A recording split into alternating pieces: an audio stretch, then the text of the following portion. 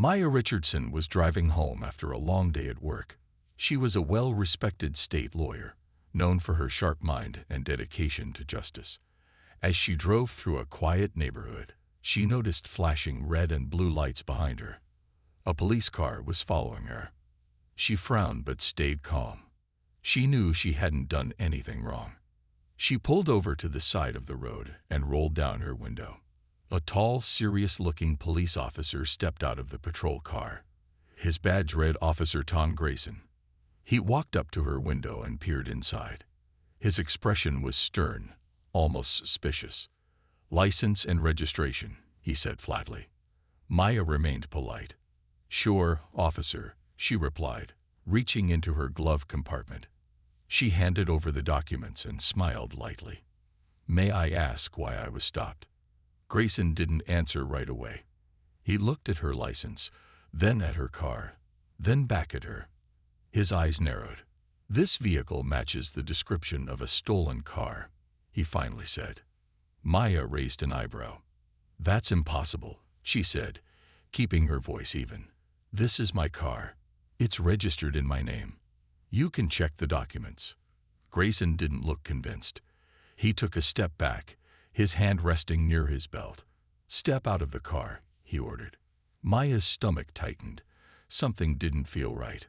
"Officer, I'd like to know the reason for this request," she said. "I've given you my documents, and they prove this car is mine." Grayson's tone became sharper. "I said, step out of the car." By now, a few people on the sidewalk had stopped to watch. A young man nearby pulled out his phone and began recording. Maya took a slow breath. She knew her rights, but she also knew that arguing on the street wouldn't help. She unbuckled her seatbelt and stepped out, making sure to keep her hands visible. As soon as she did, Grayson grabbed her wrist and pulled out his handcuffs. "You're under investigation," he said, snapping the cold metal around her wrists. Maya was stunned. "Officer, this is a mistake," she said firmly. "You have no reason to detain me." Grayson ignored her. He reached for his radio. "Suspect in custody," he said, speaking into it. Maya's heartbeat quickened, but she didn't let fear show.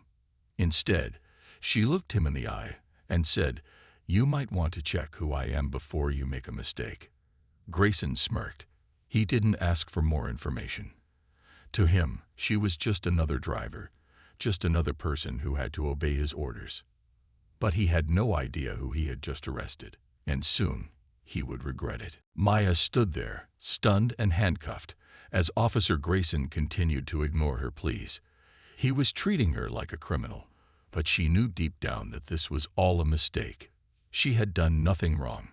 She had followed all the traffic rules and had nothing to hide.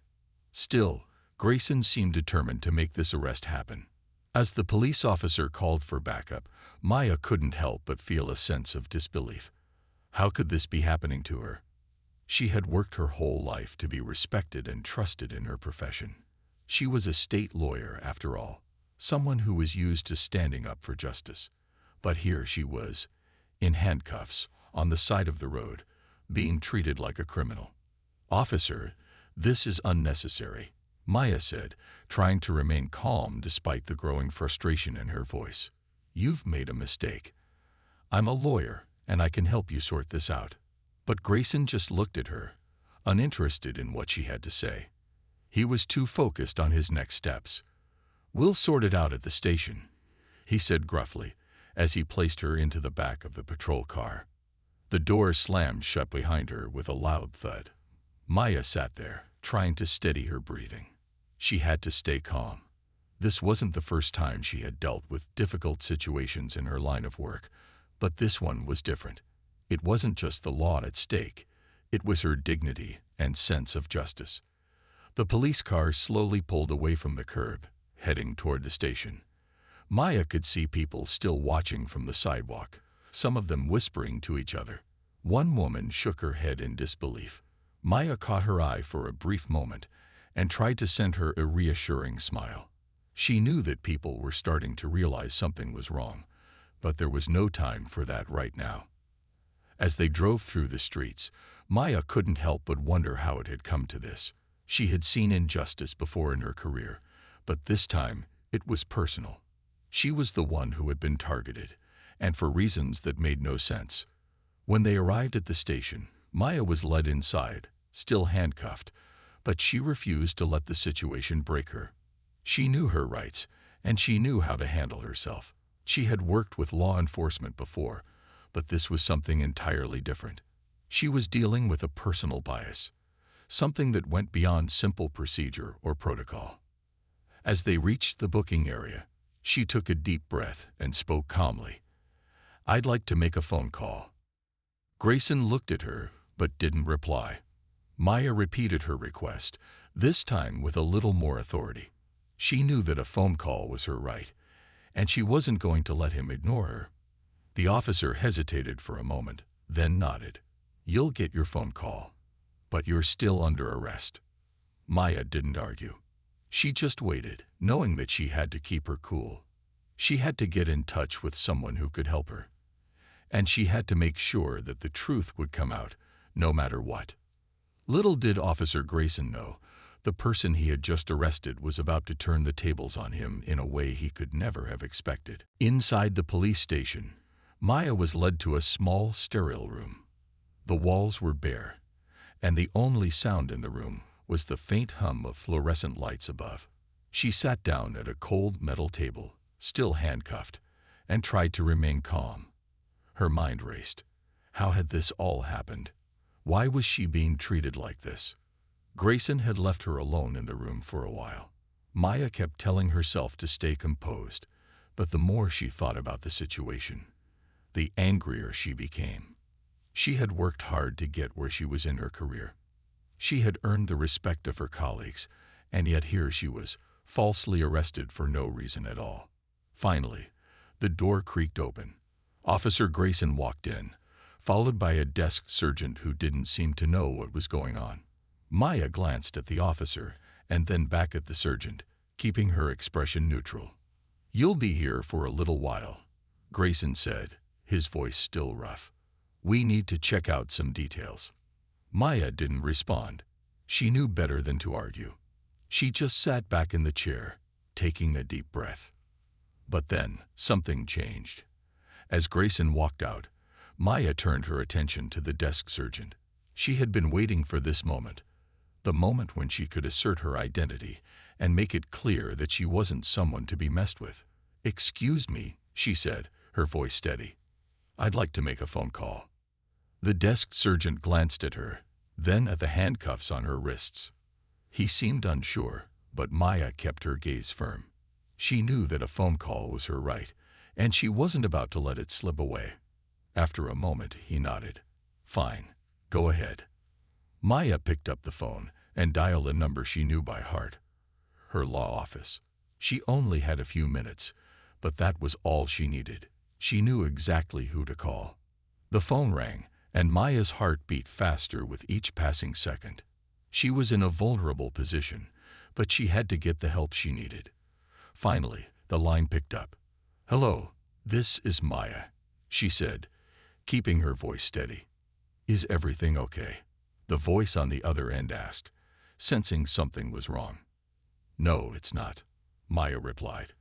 "I've been arrested by a police officer, and I need someone to handle this situation." There was a pause on the other end as her colleague absorbed the information. "We'll take care of it," they said. "Don't worry, Maya. You'll be out of there soon." Maya felt a sense of relief wash over her. It wasn't over yet, but at least she wasn't alone. She knew she had the legal expertise and support to fight back. Just as she hung up the phone, the door opened again. Grayson was standing in the doorway, a smug look on his face. Maya didn't give him the satisfaction of responding. She had done what she needed to do, and now she just had to wait. Grayson seemed satisfied with himself. He didn't realize the mistake he'd just made. Maya had just made one phone call that could change everything for him. Little did he know, this arrest was about to turn into something far bigger than he could ever imagine. Maya sat in the small room for what felt like hours, her hands still cuffed behind her back. She could hear the occasional murmur of voices and the sound of footsteps outside the door, but for the most part, it was quiet. She used the time to steady herself. This was a situation she could handle. The door opened again, and Officer Grayson walked in, his expression unreadable. He didn't say anything at first, but Maya could tell that something was different. The way he stood, the tension in his posture, it was almost as if he was waiting for something. Maya didn't let herself feel nervous. Instead, she gave him a calm, composed look. "Is there something else, Officer Grayson?" she asked, her voice even. He hesitated for a moment, then spoke. "I just received a call," he said, his tone more serious than before.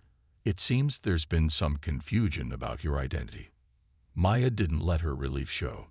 This was the moment she had been waiting for. "Confusion?" she asked, her eyebrow raising slightly. Grayson nodded, though there was an edge to his voice. "Yes. You're not just anyone, are you?" Maya's lips curled into a small, knowing smile. "No, I'm not just anyone. I'm a state prosecutor. My name is Maya Richardson." The change in Grayson's face was immediate. His eyes widened, and he quickly glanced down at his notes, as if trying to make sense of the information. He didn't seem prepared for the answer he'd just gotten. Maya could see the realization dawning on him.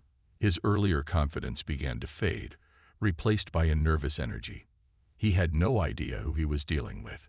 Maya was a professional, someone who had dealt with complex cases, political figures, and even law enforcement before. She wasn't someone to be easily intimidated. "I'm sure you've heard of me," Maya continued, her voice still calm but carrying a firm weight. "I'm the one who works on civil rights cases, helping people who are treated unfairly, like me." Grayson looked flustered now, as if he were starting to grasp the magnitude of his mistake. His face reddened, and he stepped back from the table, clearly uncomfortable. "I didn't know," he muttered, though it was clear he was only now processing the situation. Maya didn't offer him sympathy. She had to stay focused on what came next. She had no doubt that this was going to escalate into something much bigger than just a simple traffic stop gone wrong. A few moments later, the desk sergeant walked in, holding a phone. "Officer Grayson, there's a call for you," the sergeant said, his tone neutral. Grayson nodded and took the phone, though his eyes never left Maya. Maya could feel the shift in the air as the officer spoke with whoever was on the other end. She could tell that someone was starting to check her credentials. It wasn't going to be long before the truth came out. But what struck her was that, in this moment, Grayson was the one who looked like the person who was being caught in a lie, not her. When Grayson finally hung up the phone, he looked at Maya again, but this time there was no smugness in his expression. "You're free to go," he said quietly. Maya stood up, her wrists still locked in handcuffs. She didn't let the moment pass without making it clear who was in control now. "Thank you," she said calmly, her voice steady. "But I'm not going anywhere until I speak to your superior." Grayson looked like he wanted to argue, but Maya could see the fear in his eyes. It was too late for him. Maya stood there, still handcuffed, waiting for the next steps. She could feel the weight of the situation sinking in. She had been calm until now, but the reality of what had just happened was starting to settle in. Officer Grayson had made a huge mistake, and she was about to make sure that he and the department would answer for it. A few minutes later, the door to the small room opened again. This time, it wasn't Officer Grayson who stepped through, but someone much more senior, a man in a neatly pressed uniform with a badge that read Police Chief Samuel Harris. He was older, with gray hair at the temples, and his expression was serious but not unfriendly. "Ms. Richardson, I'm Police Chief Harris," he said, his voice calm and authoritative. He glanced briefly at Officer Grayson, who was standing behind him looking uncomfortable, and then back at Maya. "I understand there's been a misunderstanding here. I'd like to get to the bottom of it." Maya stood tall, even though the handcuffs were still on her wrists. She met the chief's gaze without flinching. "A misunderstanding, Chief Harris. That's one way to put it," she said, her voice even but firm. "But the truth is, I've been wrongfully arrested. I'm a state prosecutor, and I was doing nothing more than driving home when your officer decided to stop me for no good reason." Chief Harris nodded slowly, taking in her words. He didn't seem to be dismissing her.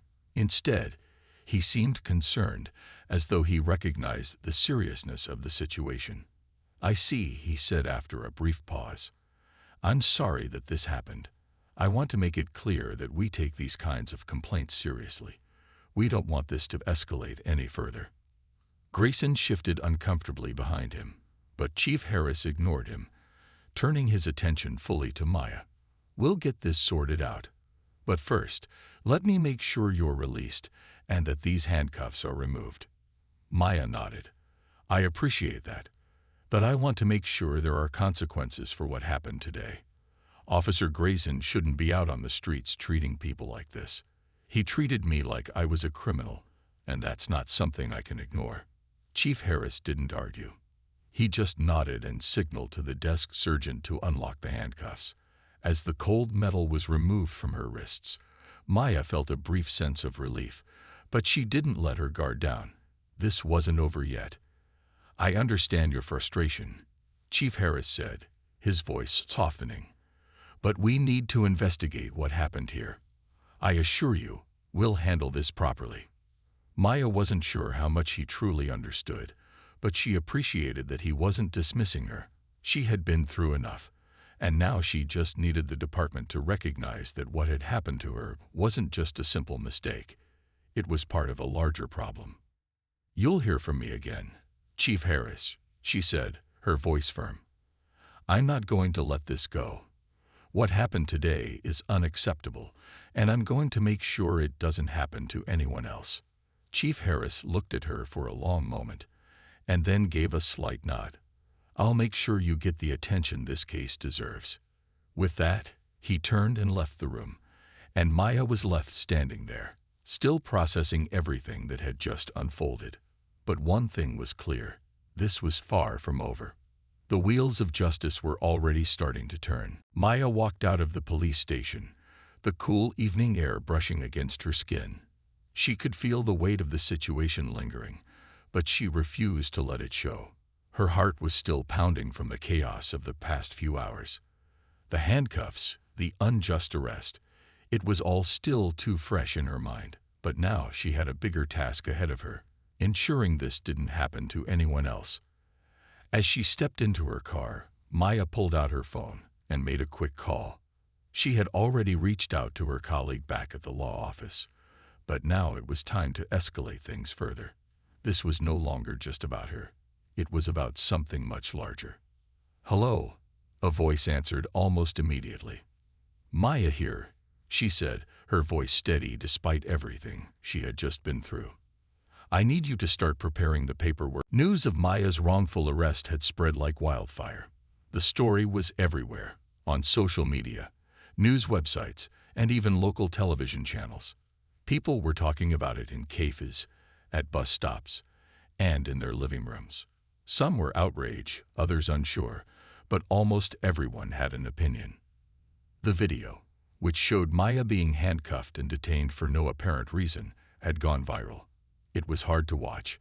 Maya's calmness in the face of such an unjust arrest had struck a chord with many, and soon, people from all walks of life were voicing their support. Maya knew the attention would be overwhelming, but she couldn't deny that it felt good to know that people were backing her up. What had started as a personal struggle was now a symbol of the larger fight against unfair treatment. As the days passed, the pressure on the police department grew. Protests began to form outside the station. People held signs calling for accountability, justice, and an end to racial profiling. The public wasn't going to let the situation slide. Maya had become the face of a movement she hadn't intended to start, but she was determined to keep fighting. One afternoon, Maya was sitting in her office, going over legal papers, when she received a call from a local news outlet. They wanted an interview. They wanted to hear her side of the story, to understand what had happened from her perspective. Maya wasn't one to shy away from the spotlight, especially not when the cause was just. She agreed to the interview, and the next day, a camera crew arrived at her office. Maya sat down in front of the camera, her posture straight, her expression serious but calm. "So, Maya," the reporter began, "you've become the center of attention over this arrest. How does that feel?" Maya thought for a moment before responding. "It's not about me," she said firmly. "It's about something bigger. It's about the people who are treated unfairly because of their race. It's about holding those who are supposed to protect us accountable when they don't." The reporter nodded, clearly impressed by her words. "Do you think this will lead to change?" "I hope so," Maya replied. "But change doesn't come easy. It's a long road, and we need to stay committed. What happened to me isn't just a mistake. It's part of a bigger problem. We need to fix that, not just for me, but for everyone who has been treated this way." The interview aired that evening, and Maya's words resonated with many. People praised her bravery and her determination to speak out. Others criticized the police department for their handling of the situation. But one thing was clear. The conversation had shifted. What had started as a quiet injustice had become a public reckoning. The police department was now under a microscope. They couldn't ignore the backlash any longer. Chief Harris, who had once seemed so confident, was now facing tough questions from the public and the media. Even his own officers were beginning to feel the pressure. Maya wasn't sure what the next steps would be, but she knew this fight wasn't over. The public was watching, and with each passing day, the calls for justice grew louder. She wasn't going to back down. The world had seen what happened, and now it was time for the truth to come out. The pressure on the police department was growing every day. The public outcry, the protests, the media coverage, everything was pushing the department to act. But despite the mounting pressure, Maya knew it wasn't enough for things to change. Real change only came when the system itself recognized its flaws and took responsibility. She had a long fight ahead of her, but she was determined to see it through. A few days after her interview aired, Maya received a call from Internal Affairs. The officer who had arrested her, Officer Grayson, was now under investigation. This was the breakthrough Maya had been hoping for, but she couldn't let herself get too excited. She needed to stay focused and make sure everything was handled properly. When Internal Affairs reached out to Maya, they asked her to come in for another statement. She agreed, ready to share everything she knew. She had already given her account of the events, but now they needed more details to build a stronger case. Maya agreed to meet with them and make sure they had everything they needed to move forward. At the meeting, the investigators were attentive, taking careful notes. They seemed genuinely concerned about what had happened. They also asked for her to share any previous experiences she'd had with racial profiling or unfair treatment. Maya didn't hesitate. She had dealt with it before, but this time it felt different. Personal, even. "I'd seen it too many times in my career," Maya said, her voice steady as she spoke. "But this was more than just another case. This was an officer abusing his power because he thought I was just another person to control." The investigator nodded in understanding. "We take this seriously, Ms. Richardson. We will be looking into all of the facts. Your statement is important, and so is the public video. We will make sure this is handled properly." The days that followed felt like a whirlwind. Internal Affairs conducted their investigation, gathering evidence and speaking with witnesses. They interviewed Officer Grayson, of course, but his story didn't add up. The video from the bystander showed his aggressive behavior and the way he had treated Maya. The more they looked into it, the clearer it became that he had acted without justification. Finally, after what seemed like a long wait, Maya received a call from Chief Harris. He told her that Officer Grayson had been placed on administrative leave and would face disciplinary action. Maya couldn't help but feel a sense of relief, but she knew this was only the beginning. Grayson's fate was still uncertain, but the fact that the department was taking action showed that her fight was starting to have an impact. But there was more. Chief Harris explained that the department was implementing new training programs for officers, focusing on how to prevent racial profiling and discrimination. "We recognize that there is work to be done," he said, and we're committed to making the changes necessary to earn back the trust of the community." Maya listened quietly, taking it all in. It wasn't the perfect outcome, but it was progress. She knew the fight wasn't over, but she was seeing the fruits of her labor. She was starting to change the system, one small step at a time. As the investigation continued, more people began to speak out, sharing their own stories of being mistreated by law enforcement. Maya's actions had opened a door, and now more voices were being heard. She had sparked something bigger than just her own case, a movement for fairness and justice that would continue long after her own story was told. Weeks passed, and the public's interest in Maya's case didn't fade. The story was no longer just about one woman's wrongful arrest. It had become a symbol of the larger battle against systemic issues in law enforcement. People from all over the country reached out, expressing their support and sharing their own stories of discrimination and unfair treatment. Maya knew she couldn't stop here. While the department had taken steps in the right direction, she wasn't about to sit back and relax. She had started something, and she was determined to see it through. Her fight for justice was about more than just making sure Officer Grayson faced consequences. It was about making sure that future generations wouldn't have to experience the same unfair treatment. The investigation into Officer Grayson continued. Internal Affairs had uncovered more details about his past behavior, multiple complaints of racial profiling and mistreatment of civilians. He had a history that was now being thoroughly reviewed. Maya was glad to see that the department wasn't turning a blind eye this time. They were finally doing what they should have done much earlier. One morning, Maya received a letter in the mail. It was from the police department, and as soon as she saw it, she knew it was important. She opened it carefully, her heart racing as she read the contents. The letter confirmed that Officer Grayson had been dismissed from the force. He would no longer be able to carry a badge or wear a uniform. This was a huge step forward. Grayson's actions had caught up with him, and he was being held accountable for the harm he had caused. Maya felt a mixture of emotions: relief, satisfaction, and even pride. She had played a key role in making sure that justice was served, not just for herself, but for everyone who had ever been treated unfairly by the system. She had faced adversity head-on, and now the result of her efforts was clear. But the fight didn't stop with Grayson's dismissal. Maya continued to push for policy changes within the department. She was part of a new advisory board that was working to implement more rigorous anti-bias training for officers and creating programs to improve relations between the police and the community. She knew that these changes would take time, but they were necessary steps toward building a better, more just system.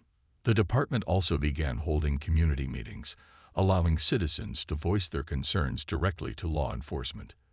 This was a major change in approach, and Maya felt proud to be part of it. It was an important step in rebuilding trust. As the months went by, Maya's story became a turning point for many. She wasn't just a lawyer anymore. She had become a champion for change, someone who used her voice to make a difference. She had set an example of standing up for what was right, even when it seemed like the odds were stacked against her. Maya knew there was still much work to be done. She hadn't changed everything overnight, but with every small victory, she saw that real progress was possible. She had fought for justice, and now she was helping others do the same.